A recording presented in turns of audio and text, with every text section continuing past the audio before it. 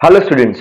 आज हम पढ़ने जा रहे हैं यूनिट नंबर 1 डीसी सर्किट्स, जिसके अंदर एक टॉपिक है जो कि है time domain analysis of first order RC circuit. तो मैं आशा रखता हूं कि आप पेन और कॉपी के साथ तैयार होंगे। तो वीडियो की शुरुआत करते हैं। तो पिछले वीडियो में हमने यही चीज पढ़ी थी। हमने टाइम डोमेन एनालिसिस किया था फर्स्ट ऑर्डर आरसी सर्किट का, लेकिन तब हमने एनालिसिस कैसे किया था? हमने एनालिसिस किया था चार्जिंग ऑफ कैपेसिटर को ध्यान में रख के। तो अब इस वीडियो में हम सेम एनालिसिस करने वाले हैं आरसी सर्किट का, लेकिन तब हम किसे ध्यान में रखेंगे? डिस्चार्जिंग ऑफ कैपेसिटर को हम ध्यान में रखेंगे। ठीक है। अच्छा, हमने क्या पढ़ा था पिछले वीडियो में कि अगर हमने एक कैपेसिटर ले लिया सपोज, तो हमने बोला था कि t बराबर, यहां पे लिखता हूं, t बराबर 0 टाइम में क्या होगा? ये कैपेसिटर की प्लेट पे फिलहाल तो कोई चार्ज नहीं है, तो q का वैल्यू कैसा लेते थे? 0 लेते थे। ठीक है। बाद में हमने क्या करते थे? ये कैपेसिटर को चार्ज करने के लिए एक बैटरी के साथ कनेक्ट कर देते थे, तो करंट फ्लो हुआ। कब करंट फ्लो हुआ? t बराबर 0 पे, तो q बराबर 0 था। और जब समय बीतता गया यानी t बराबर t हुआ, तब चार्ज जो है कैपेसिटर की प्लेट पे वो बनना शुरू हो गया। यहाँ पे minus minus charge plus Q minus Q charge बनना शुरू हो गया। तो t समय के बाद चार्ज कितना हो गया? q हो गया। और जब टाइम इनफाइनाइट हो गया यानी इनफाइनाइट समय के बाद चार्ज कैसा हो गया? चार्ज का वैल्यू हो गया मैक्सिमम। ठीक है। और जब चार्ज t बराबर 0 पे चार्ज 0 था, फिर t बराबर t पे चार्ज बढ़ा, फिर t बराबर इनफाइनाइट पे और बढ़ा, तो हमने क्या फाइंड किया था? आपको पता हो तो हमने q का वैल्यू फाइंड किया था। बाद में हमने I का इक्वेशन भी डिराइव किया था, और हमने वोल्टेज यानी पोटेंशियल का इक्वेशन भी डिराइव किया था। तो Q, I और V समय के साथ चार्जिंग ऑफ कैपेसिटर में कैसे बदल रहे हैं उसका हमने एनालिसिस किया था। उसको हमने बोला था टाइम डोमेन एनालिसिस। तो इस वीडियो में आज हम सारी यही बातें करने वाले हैं, Q, I, V का एनालिसिस करने वाले हैं, लेकिन कैसे करने वाले हैं? डिस्चार्जिंग ऑफ कैपेसिटर से। ठीक है। अच्छा, अब डिस्चार्जिंग ऑफ कैपेसिटर में कैसे बात करेंगे? तो अब ये वीडियो में यहां से कहानी आगे बढ़ने वाली है। कैसे? t बराबर इनफाइनाइट पे मैक्सिमम चार्ज आ गया प्लेट पे, तो हम क्या करेंगे? यहां से कैपेसिटर को उठा लेंगे और यहां पे रख देंगे। यहां से उठा दिया, यहां पे रख दिया। अभी कितना चार्ज है? मैक्सिमम चार्ज है, plus QM minus QM, maximum charge अभी है। अच्छा, अभी मैक्सिमम चार्ज है, यानी अब हम क्या करेंगे? अब हम बोलेंगे कि t बराबर 0, t बराबर 0, यानी अभी शुरुआत करिए हमने। सबसे पहले चार्जिंग कर लिया, फुल चार्ज हो गया, फिर कैपेसिटर को इधर रख दिया, यानी t बराबर 0 है अभी हमारे लिए। और चार्ज कितना है उस पे बच्चों? मैक्सिमम चार्ज है t बराबर 0 पे। ठीक है। अच्छा, अब हमें तो कैपेसिटर को डिस्चार्ज करना है। अगर कैपेसिटर को डिस्चार्ज करना है तो क्या लगता है? बैटरी कनेक्ट करनी पड़ेगी? नहीं, बैटरी कनेक्ट करेंगे तो चार्जिंग की कहानी हो जाएगी। तो डिस्चार्ज के लिए क्या करेंगे? कैपेसिटर को कोई रेजिस्टर के साथ कनेक्ट करेंगे, यानी कैपेसिटर को कोई इलेक्ट्रिक अप्लायंस के साथ कनेक्ट करेंगे, जैसे कि फैन है, टीवी है। तो क्या यहां से इसका ये जो हमने कनेक्शन दिया रेजिस्टेंस को, तो क्या होगा? यहां से करंट फ्लो होना शुरू हो जाएगा रेजिस्टेंस में से। तो रेजिस्टेंस क्या करेगा? कुछ चार्ज, कुछ करंट खा जाएगा, कम कर देगा, यानी कि अब डिस्चार्जिंग प्रोसेस शुरू हो जाएगी। ठीक है। तो t बराबर 0 पे मैक्सिमम चार्ज था, थोड़ा समय बीता यानी t बराबर t हुआ, t बराबर t हुआ, तब क्या हो गया? यहां से चार्ज निकल के जा रहा है, रेजिस्टेंस क्या कर रहा है? चार्ज को बर्बाद कर रहा है, यानी ये चार्ज का वैल्यू कम हो रहा है। कम हो रहा है यानी अब चार्ज कितना हो गया? मैक्सिमम से Q तक आ गया, यानी चार्ज का वैल्यू कैसा हो गया? कम हो गया। तो यहां पे डिस्चार्जिंग में चार्ज का वैल्यू कैसा हो जाएगा? कम हो जाएगा। अच्छा, अगर चार्ज का वैल्यू कम हुआ तो हमें मालूम है I इज इक्वल टू क्या? dq बाई dt, यानी rate of flow of charge कम हो गया तो करंट का वैल्यू भी कम हो गया डिस्चार्जिंग ऑफ कैपेसिटर में। जैसे जैसे समय आगे बढ़ता जाता है ऐसे, तो I का वैल्यू भी कम हो जाएगा यहाँ पे। अच्छा, अब पोटेंशियल की बात करें तो क्या होगा? शुरू में मैक्सिमम था, ठीक है, जैसे कि +5 -5 था। कब? t बराबर 0 पे। बाद में क्या हो गया? जैसे जैसे समय बीतता गया चार्ज कैसा हो गया? कम हो गया, यानी चार्ज का वैल्यू सपोज अब कर देते हैं +2 -2 कर देते हैं, यानी डिफरेंस कम हो गया। t इक्वल टू इनफाइनाइट पे कुछ चार्ज नहीं रहेगा, तो 0 0, यानी ये जो दो प्लेट है उन दोनों का पोटेंशियल डिफरेंस अब कितना हो जाएगा? 0 -0 यानी 0, यानी जैसे टाइम बीतेगा ऐसे दो प्लेट के बीच का पोटेंशियल डिफरेंस कम होता जाएगा, यानी पोटेंशियल जो है डिफरेंस ये कैसा होता जाएगा? कम होता जाएगा। तो इस वीडियो में हम क्यू का इक्वेशन डिराइव करेंगे कि कैसे वो समय के साथ कम हो रहा है डिस्चार्जिंग ऑफ कैपेसिटर में, आई का वैल्यू डिराइव करेंगे कैसे समय के साथ डिस्चार्जिंग ऑफ कैपेसिटर में आई का वैल्यू कम हो रहा है और वी का वैल्यू कम हो रहा है। ये सारी जो हम स्टडी कर रहे हैं इसको हम क्या बोल देंगे, टाइम डोमेन एनालिसिस।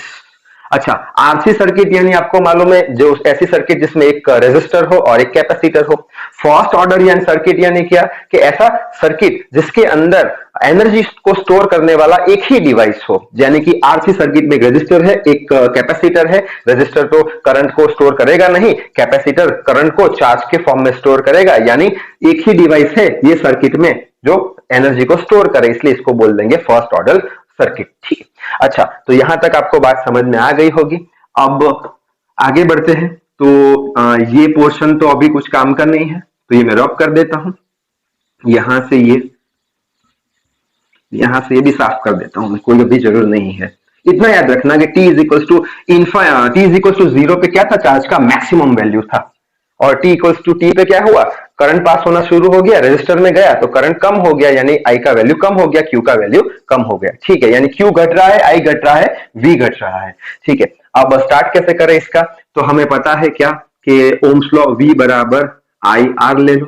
ठीक है, अच्छा current I is equal to क्या लिख सकते हैं, V बाय R लिख सकते हैं। अच्छा I बराबर, अब आपको याद होना चाहिए क्या, कैपेसिटर के दो प्लेट का पोटेंशियल डिफरेंस मैंने याद करवाया था आपको, V बराबर क्या था, चार्ज बाय कैपेसिटेंस।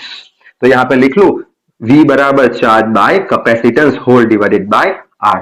अब हमारे पिछले केस में चार्जिंग ऑफ कैपेसिटर में बैटरी यूज होती थी, तो हम लिखते थे V minus Q by C. यहाँ पे बैटरी है नहीं, इसलिए हम Q बाई सी लिख लेंगे। ठीक है, तो इसका वैल्यू क्या जाएगा, I is equal to Q by R C. ठीक है, अच्छा अब I का वैल्यू आपको मालूम है, I का वैल्यू क्या है, I is equal to D Q by D T. ठीक है, तो यहाँ पे I का वैल्यू हम लिख लेंगे, क्या लिखेंगे, D Q by D T.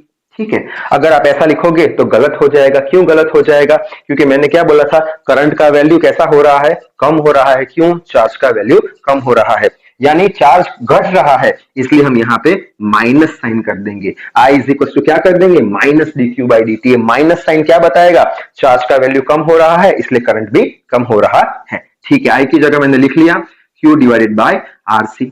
अब इसको क्रॉस मल्टीप्लीकेशन करते हैं, जैसे कि ये लिख लो डी क्यू बाय क्यू आ गया, d Q by q is equal to d t by R C आ गया। ठीक है, और पूरे इक्वेशन को माइनस से मल्टीप्लाई करो, या ये माइनस इधर भेज दो तो ये माइनस साइन इधर आ जाएगा। ठीक है, अब हम सिंपली इंटीग्रेशन कर देते हैं, integration of d Q by q बराबर integration of minus d t by R C. ठीक है, अच्छा मैंने क्या बोला था, t बराबर 0 पे चार्ज का वैल्यू कितना होगा, चार्ज का वैल्यू होगा मैक्सिमम। जैसे समय बीतता गया, t बराबर t पे चार्ज घट गया, कम होते गया, कितना हो गया, q हो गया। ठीक है, अच्छा अब ये क्या है बच्चों, 1 upon x D x, 1 upon Q D Q. 1 upon x D x का क्या करते थे, ln x करते थे, यहाँ पे हो जाएगा ln q, और यहाँ पे लिमिट दे दे qm और ये q। ठीक है, विच इज इक्वल टू, अब इसमें क्या हो जाएगा, माइनस 1 अपॉन आरसी तो कांस्टेंट है, तो बाहर आ जाएगा, बचा क्या 1 dt। 1 dt का इंटीग्रेशन क्या होगा, t हो जाएगा, लिमिट 0 से लेके t तक। ठीक है, अच्छा अब इधर आ जाते हैं, यहाँ पे हम क्या लिख सकते हैं, upper limit minus lower limit, कैसे लिखे, ln q माइनस ln qm, upper limit minus lower limit कर दी, which is equal to minus 1 upon RC, और इसमें upper limit t lower limit 0, यानी t ही रह जाएगा। तो मैं यहाँ पे क्या कर दू, यहाँ पे इसे t लिख दू, t बाय आरसी। ठीक है, अच्छा अब ये लॉग जब माइनस में होता है तब हम इसको कैसे करते हैं, डिवाइड कर देते हैं, ये रूल आपको मालूम है। तो ln क्या लिखेंगे हम, q divided by qm, which is equal to minus t by RC. चलो यहां तक समझ में आ गया।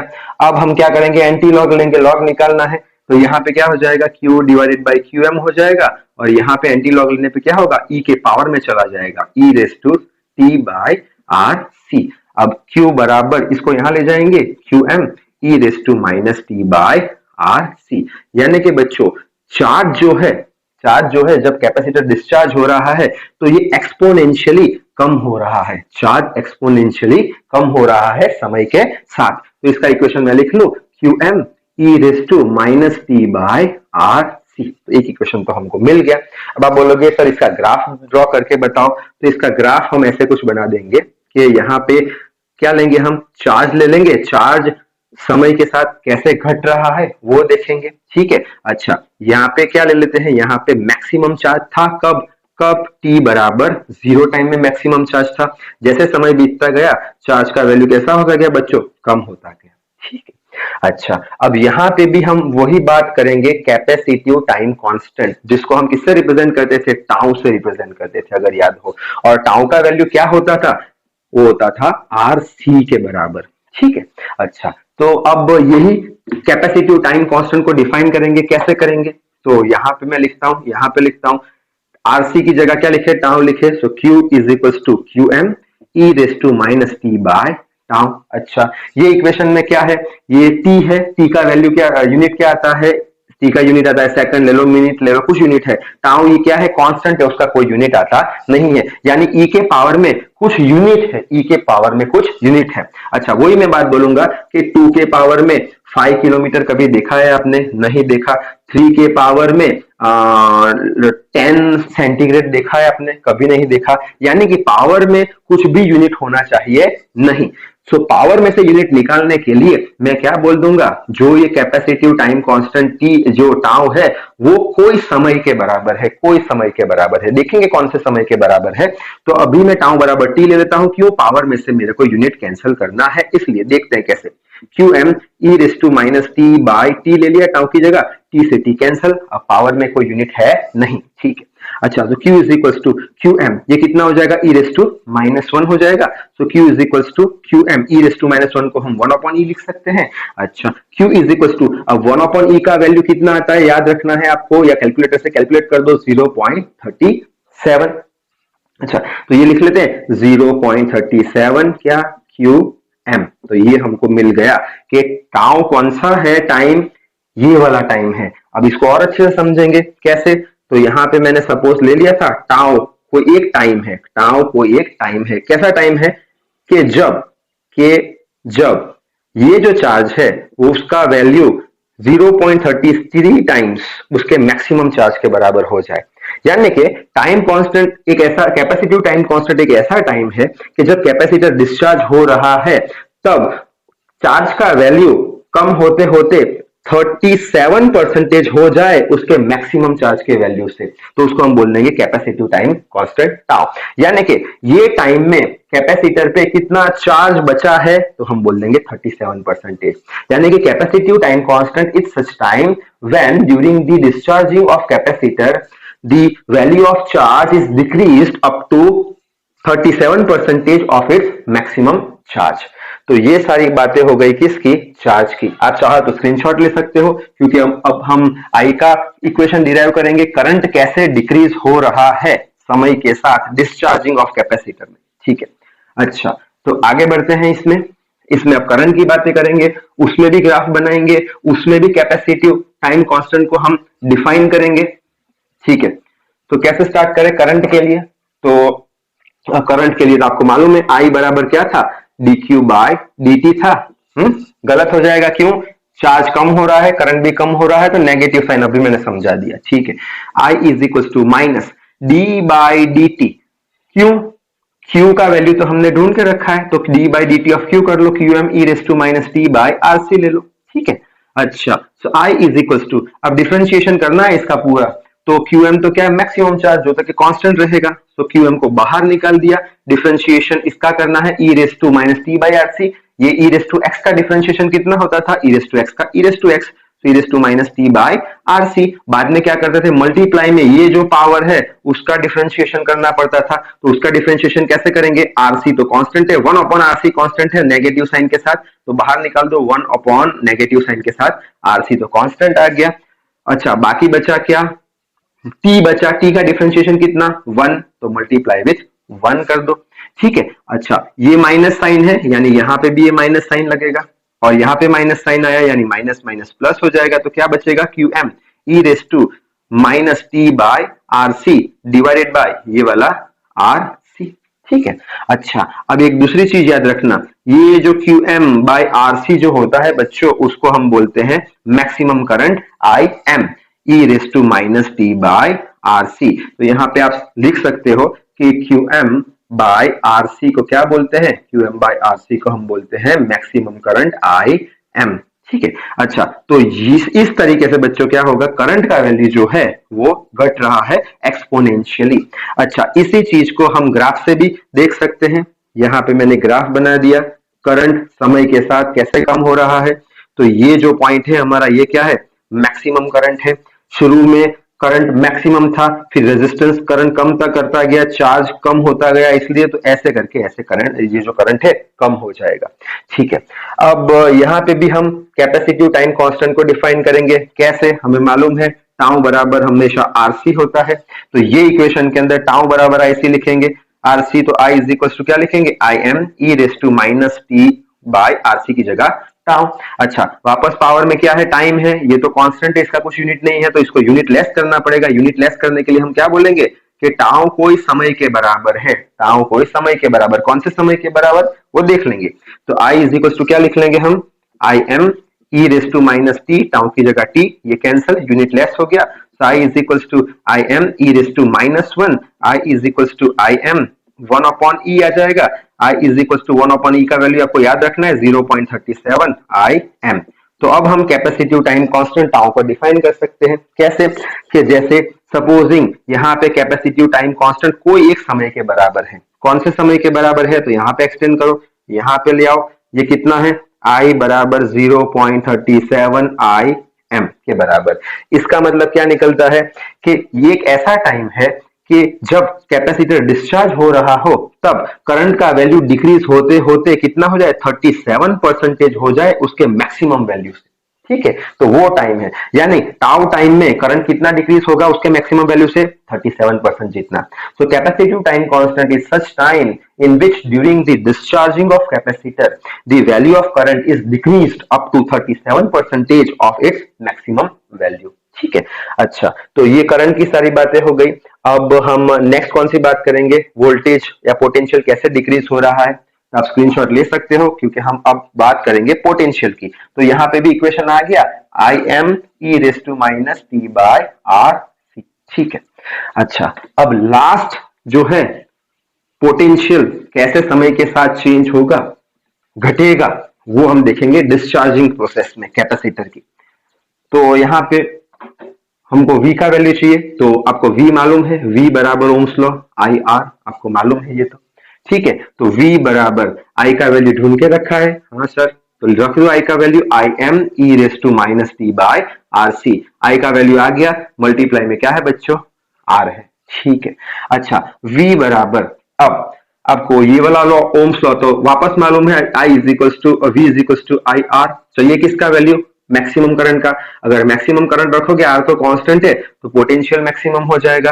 तो IM का वैल्यू कैसे निकालोगे, IM का वैल्यू निकालोगे VM बाय R से। तो ये वैल्यू इधर रख दो IM का, क्या, VM by R E raise to minus T by R C multiply with R। तो ये R से ये R कैंसिल हो जाएगा, तो V इज इक्वल टू क्या आ जाएगा, VM E raise to minus tau by R C. तो इस तरीके से बच्चों जो पोटेंशियल डिफरेंस है दो प्लेट के बीच का कैपेसिटर का, इस तरीके से कम होगा। तो मैं लिख लेता हूं यहाँ पे Vm E raise to minus T by R C. अब यही चीज जो है हम ग्राफ से भी समझने की कोशिश करेंगे। तो यहाँ पे मैं ग्राफ बना देता हूँ, कौन सा, पोटेंशियल डिफरेंस कैसे घट रहा है समय के साथ। तो सबसे पहले क्या था, t इक्वल टू 0 टाइम में मैक्सिमम पोटेंशियल डिफरेंस था, मैक्सिमम चार्ज था इसलिए। अच्छा, बाद में जैसे जैसे समय पास होता गया ऐसे ऐसे क्या हो गया, पोटेंशियल डिफरेंस कम होता गया क्योंकि चार्ज कम होता गया। ठीक है, अब यहाँ पे भी हम वही कैपेसिटिव टाइम कांस्टेंट को डिफाइन करेंगे। कैसे करेंगे कि हमको मालूम है टाउ बराबर क्या, आर सी। तो ये इक्वेशन में हम रख देंगे क्या, v is equal to V M E raise to minus T by tau.